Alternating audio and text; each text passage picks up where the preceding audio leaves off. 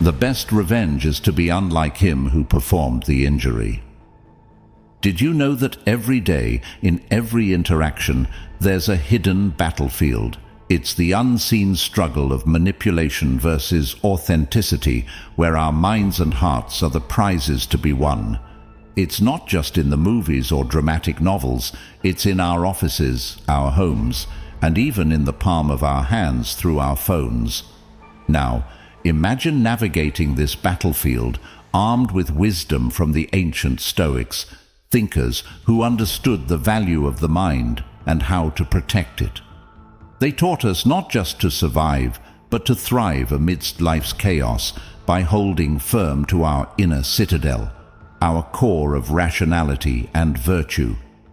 In today's world, where manipulation can come from anywhere and wear many masks, how do we apply Stoic wisdom to recognize these tactics and shield ourselves? Stay with me and let's explore this together. We'll uncover the modern manipulations that test our Stoicism and learn how to use ancient philosophies to guard our minds and live with purpose. This isn't just about avoiding pitfalls, it's about building a life of authenticity, resilience, and true freedom. So, if you've ever felt played, pushed, or just plain puzzled by the actions of others, you're in the right place. Let's dive into this journey of empowerment together, guided by the timeless wisdom of the Stoics, and transform the way we interact with the world around us. And before we embark on this journey together, I'd like to ask a small favor. Hit that subscribe button. It's a simple click for you, but it's a huge support for us. Also, I urge you not to skip any part of this video. You're here because you're not like the rest. You're an exception, seeking not just to navigate, but to understand and master the complexities of human interaction. Stick with me, and let's unlock these insights together. Number 1. Triangulation. Imagine you and your friend are tight, right? Then there's this third person who comes along, and suddenly your friend starts sharing things you said in confidence, or worse, twisting your words to create a narrative that pits you against each other. It's like being back in a schoolyard drama, but with higher stakes because, as adults, the emotional fallout can be way more severe. You start to question your judgments, your friendships, even your sense of reality. It's as if you're playing a game where the rules constantly change, and you're always a step behind. The real kicker? Often, you don't even realize what's happening until you're knee-deep in doubts and feeling totally alone in the middle of a crowd. Stoics like Marcus Aurelius and Seneca taught us the value of inner peace and the importance of understanding our reactions to external events. When faced with triangulation, a Stoic approach would be to observe the situation with detachment, recognize the manipulation for what it is, and refuse to let it disrupt your inner serenity. It's about realizing that while you can't control the actions of others, you can control your response. The Stoic wisdom also teaches us about the importance of direct communication and seeking clarity in our interactions. If you suspect triangulation, approach the people involved with honesty and openness. Often, bringing hidden things into the light can dissolve the shadows of manipulation. So remember, in the face of triangulation, your best allies are your sense of self, your ability to question the narrative being spun around you, and your commitment to maintaining direct and transparent relationships. It's not about avoiding the leak in your boat, but knowing how to patch it up quickly and keep sailing forward, guided by the stars of wisdom and integrity. Number 2. Double bind. In real life, it manifests in situations where you're damned if you do and damned if you don't. Each option laid out before you seems to lead to some form of critique or disappointment, effectively trapping you in a cycle of perpetual wrong choices. Here's a classic example. Imagine being encouraged to share your thoughts and speak your mind, to bring your true self to the table.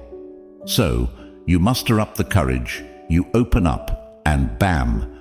You're criticized or dismissed for doing just that. It's confusing, right? It's as if you're being told to jump into the pool, but the moment you do, you're scolded for getting wet. This tactic is a favorite for manipulators because it keeps you off balance. You start second-guessing yourself, your decisions, even your perceptions. The ground beneath you feels shaky because the rules seem to change based on the whims of someone else. Stoicism also teaches us about the dichotomy of control, a concept that's incredibly useful here. It's about understanding what is within our control and what isn't. Your actions, your responses, your integrity, these are under your control. Other people's actions, including their attempts to trap you in a double bind, are not. So, when you're encouraged to speak up only to be criticized, remember that your worth and the value of your contributions are not determined by the reactions of others.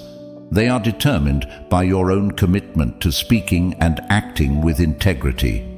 The Stoic approach would be to recognize the double bind for what it is, an external challenge, not a reflection of your worth or abilities. It encourages us to respond not with frustration or self-doubt, but with a calm and detached assessment of the situation. Can you clarify the expectations? Can you discuss the contradictory feedback? If the situation remains untenable, perhaps the Stoic practice of turning inward and focusing on maintaining your own ethical standards is the best path forward. Number 3, projection. This can be particularly insidious because it not only confuses you, but can also make you doubt your own actions and feelings. For instance, if someone is feeling guilty about their own dishonesty, they might accuse you of being the liar.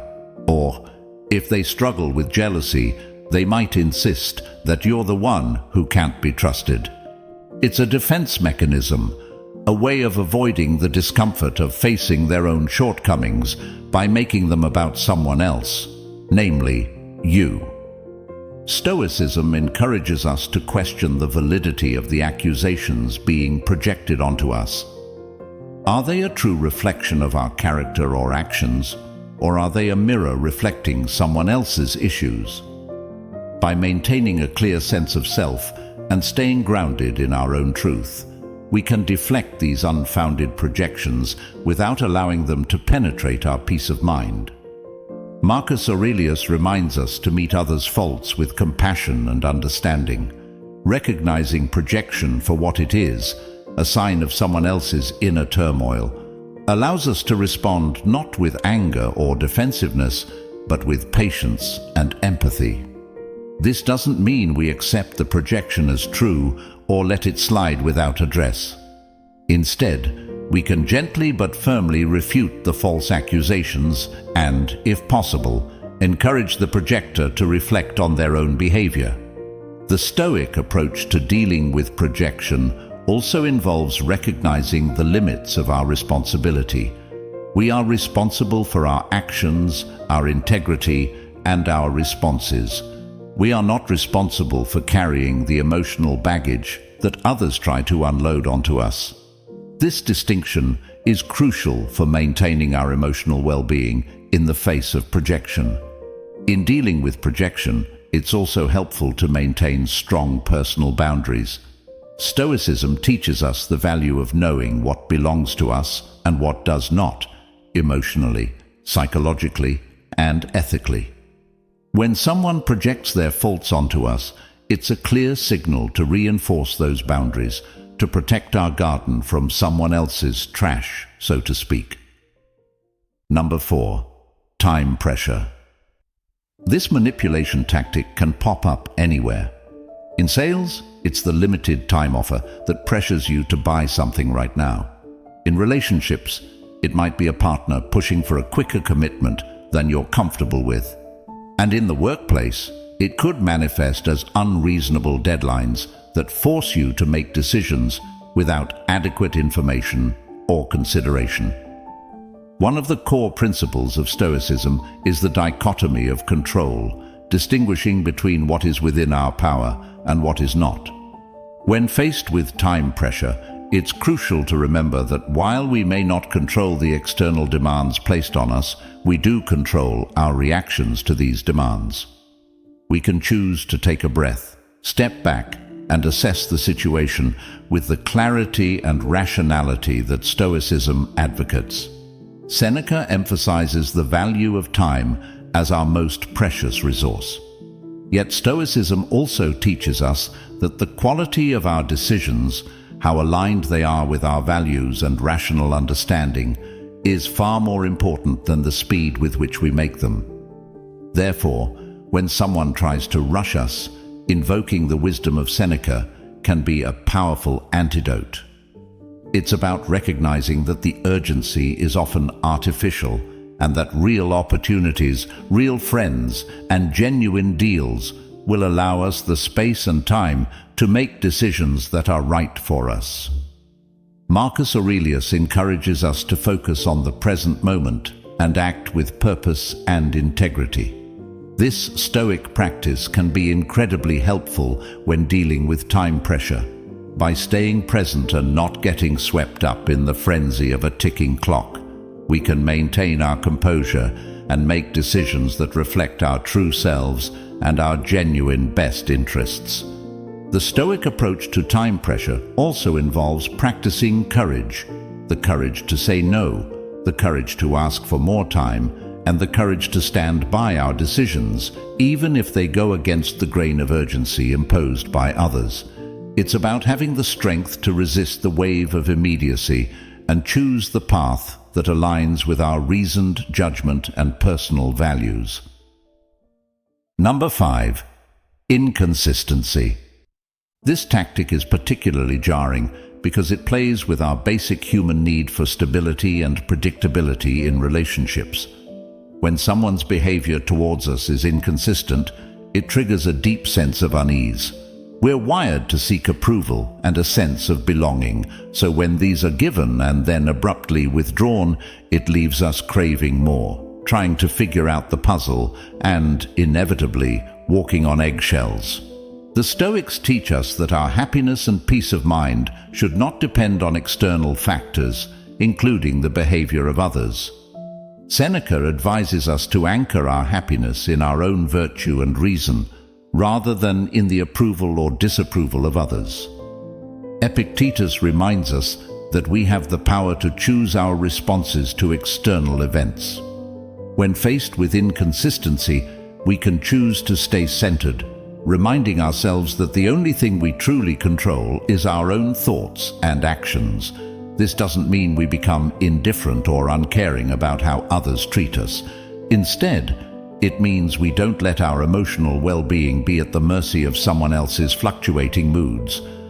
Practicing Stoicism in the face of inconsistency means cultivating a sense of self-worth that is independent of external validation. It involves recognizing that while we may desire consistency and clarity in our relationships, we don't need them to be content or to feel good about ourselves. Marcus Aurelius encourages us to find tranquility within ourselves, regardless of external chaos. This internal tranquility becomes our compass, guiding us through the fog of inconsistency without losing our way.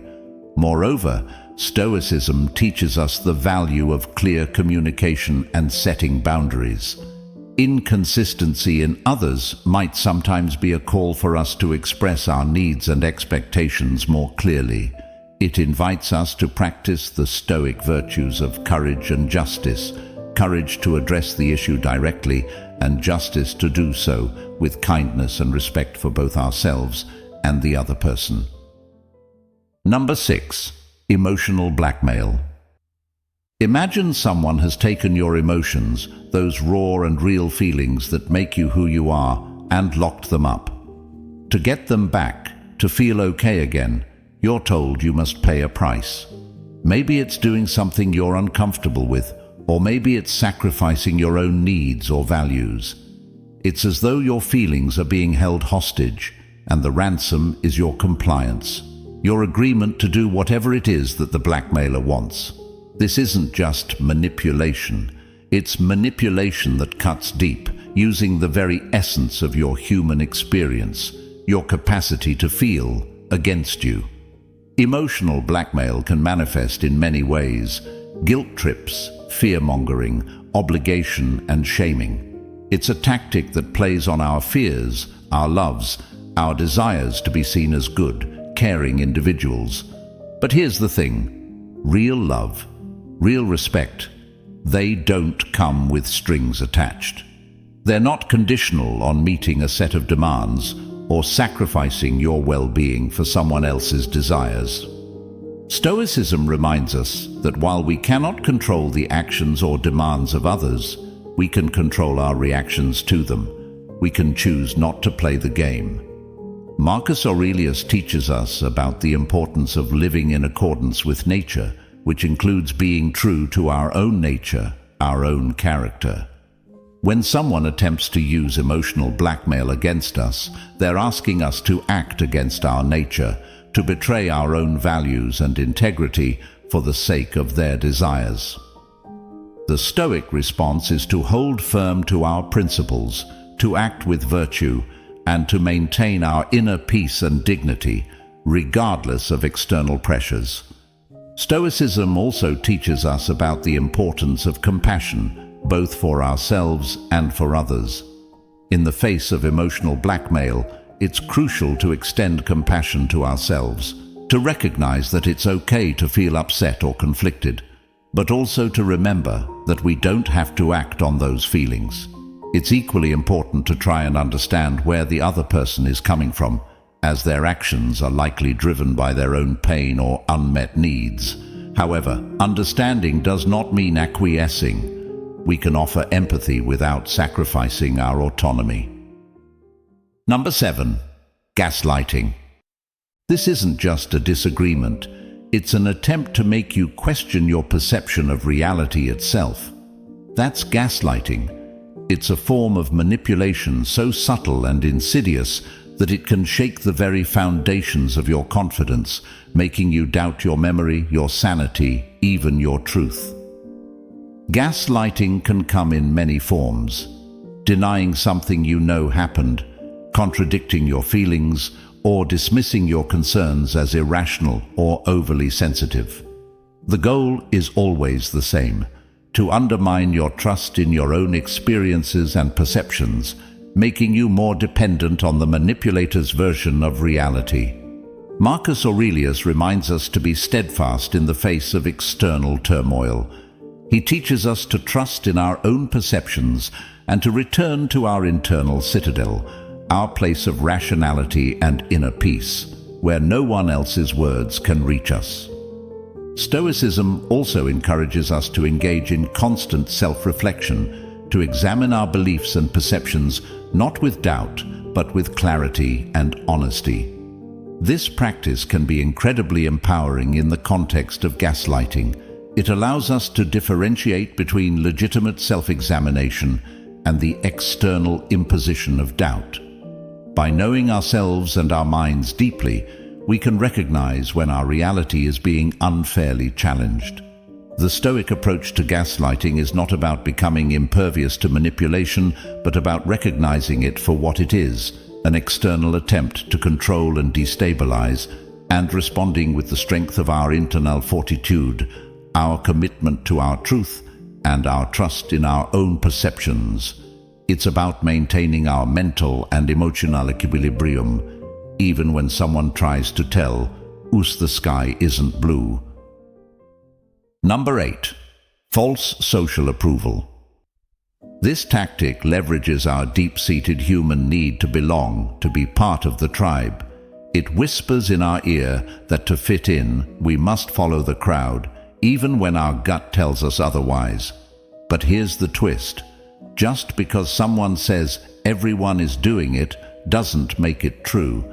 This is a classic case of false social approval, a manipulation technique designed to sway our actions or opinions by exploiting our desire for social conformity. Marcus Aurelius advised us to act in accordance with nature, our own nature, and to be true to ourselves. When faced with false social approval, his teachings remind us that our actions should align with our inner virtues, not with the fleeting trends of social consensus. He prompts us to ask ourselves, is this action virtuous? Does it contribute to the common good? Is it in harmony with my true self? Stoicism also teaches us about the power of ataraxia, peace of mind achieved by living in accordance with reason. This concept becomes particularly relevant in the face of false social approval. By staying true to our reasoned judgments and not being swayed by the supposed actions of the masses, we preserve our inner peace. This doesn't mean isolating ourselves from society or rejecting social norms outright. Rather, it means critically assessing the value and impact of these norms on our lives and making conscious choices about which to follow. Furthermore, the Stoic practice of premeditation, visualizing potential challenges and preparing oneself to face them, can be invaluable here. By anticipating situations where false social approval might be leveraged against us, we can fortify our minds, rehearsing our adherence to Stoic principles and our commitment to acting with integrity regardless of external pressures. Number 9. Concealment of information. Picture yourself excited and ready to tackle a puzzle, but as you start to piece it together, you realize that half the pieces are missing. No matter how hard you try, you can't complete the picture, can't see the whole image. This frustration is akin to the experience of having crucial information concealed from you. It's a deliberate act to skew your perception, to keep you from seeing the full truth, thus influencing your decisions and opinions based on incomplete data. The concealment of information can happen in various contexts. In personal relationships, where someone might withhold feelings or intentions. In professional settings, where full details of a project or decision might be kept under wraps, or even in larger societal or political discussions, where the full facts are not disclosed to the public. This tactic plays on our natural desire to understand and make sense of our world, and when pieces of the puzzle are deliberately kept from us, it can lead to confusion, misunderstandings, and misguided actions. Seneca, the Stoic philosopher, advised against hasty judgments and decisions made without full understanding. He would counsel us to be patient, to question, and to seek out as much information as possible before forming an opinion or making a decision. This doesn't mean we become paralyzed by indecision, but rather that we acknowledge the incomplete nature of our understanding and proceed with a measured and reasoned approach. Moreover, Marcus Aurelius reminds us of the value of inner wisdom and the pursuit of truth for its own sake. When faced with the concealment of information, we are invited to tap into our own inner resources, to use our reason and judgment to question the gaps in our knowledge, and to seek out additional sources of information. This pursuit of the full picture is not just about making better decisions. It's about aligning ourselves more closely with the Stoic ideal of living in accordance with nature and truth. Number 10. Fear attachment. It's about using scare tactics to control your actions by attaching a frightening outcome to any choice other than compliance. It's a powerful form of manipulation because it taps into one of our most primal instincts: fear. Fear attachment can manifest in various aspects of life, from personal relationships where one might say, "If you leave, you'll never find someone like me again," to professional environments where the implication might be, "Do this, or your career here is over." It creates a scenario where fear, rather than rational judgment, becomes the driving force behind your decisions. The Stoics teach us that fear, like any other emotion, is not an accurate reflection of reality, but rather a perception that can be examined, understood, and ultimately controlled. Marcus Aurelius reminds us of the power of our rational mind to maintain equanimity in the face of external disturbances, including attempts to manipulate us through fear.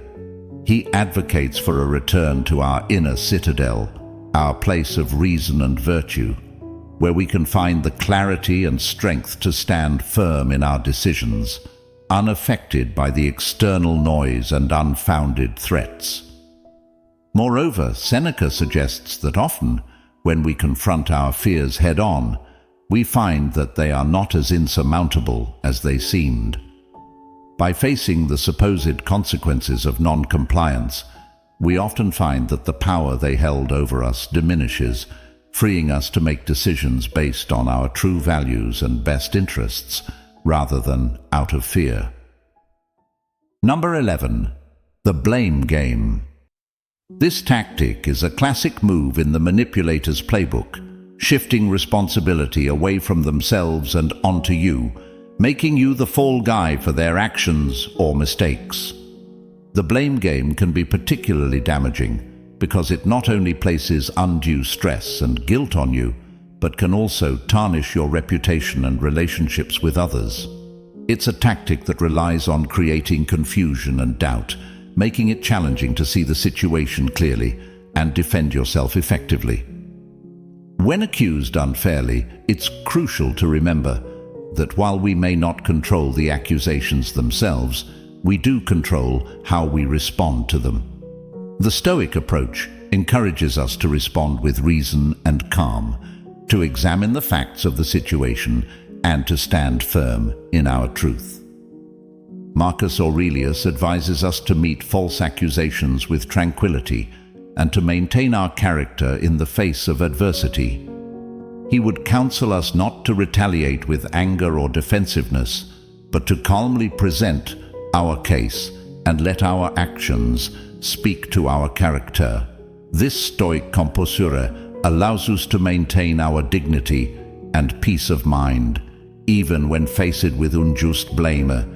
Seneca offers wisdom on dealing with adversity and false accusations, suggesting that our character and virtues will ultimately vindicate us.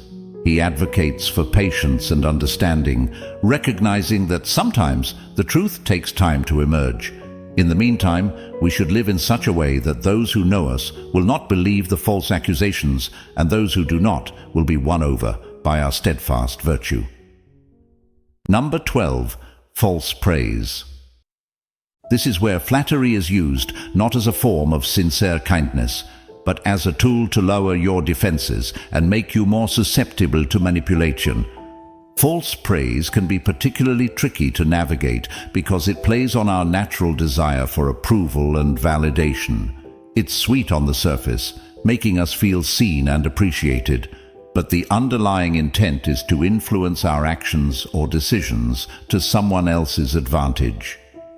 It requires a discerning eye to differentiate between genuine compliments and flattery with an agenda.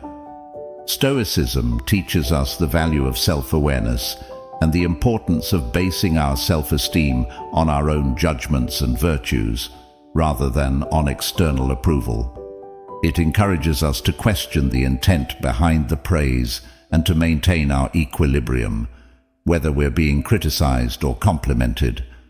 Marcus Aurelius reminds us to be indifferent to the opinions of others, whether they are negative or positive, focusing instead on living according to reason and virtue.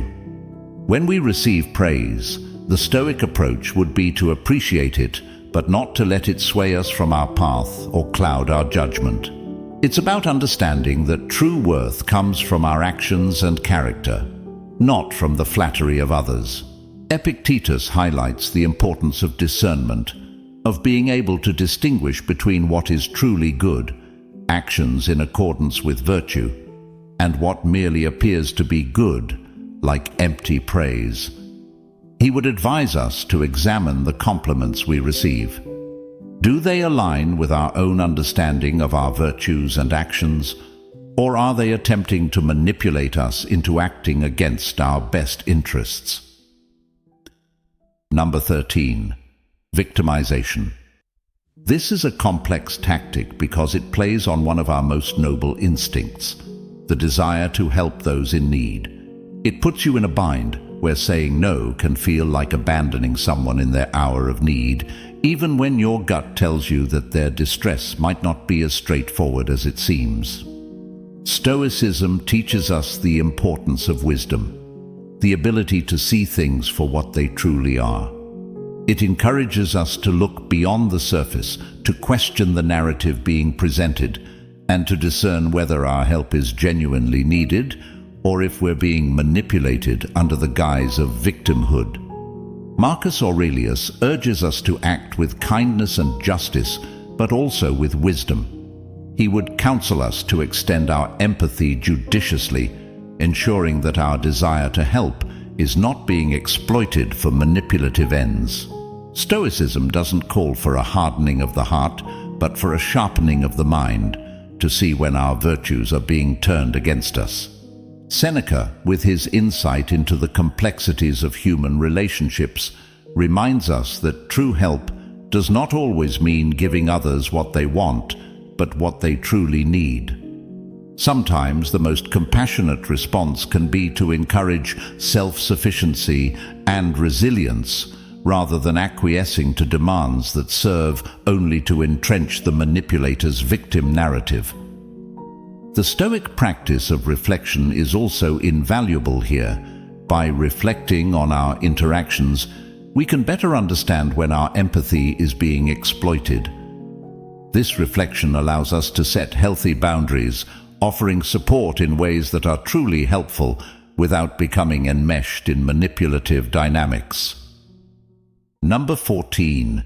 Intentional silence. This is commonly known as giving the cold shoulder.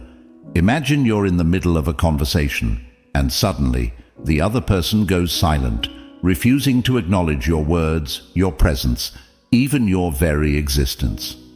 This isn't just an awkward pause, it's a deliberate act, using the absence of communication as a weapon. This silence is heavy, loaded with unspoken messages meant to make you feel invisible, unworthy, or anxious, pushing you into a corner where you're left questioning your actions and your value. Intentional silence can be profoundly disconcerting because it attacks a fundamental human need, the need for connection and acknowledgement. When someone chooses to withhold these, it's not just communication that's being denied, it's recognition and validation. But here's an essential truth to hold on to. Silence can say more about the person employing it as a tactic than it does about you or your worth. So, how does Stoicism help us face this chilling silence? It teaches us that our worth and our peace of mind come not from external validation, but from living in accordance with our own values and principles. Marcus Aurelius advises us to focus inward, to find tranquility and self-assurance in our own judgments and actions, rather than being swayed by the approval or disapproval of others.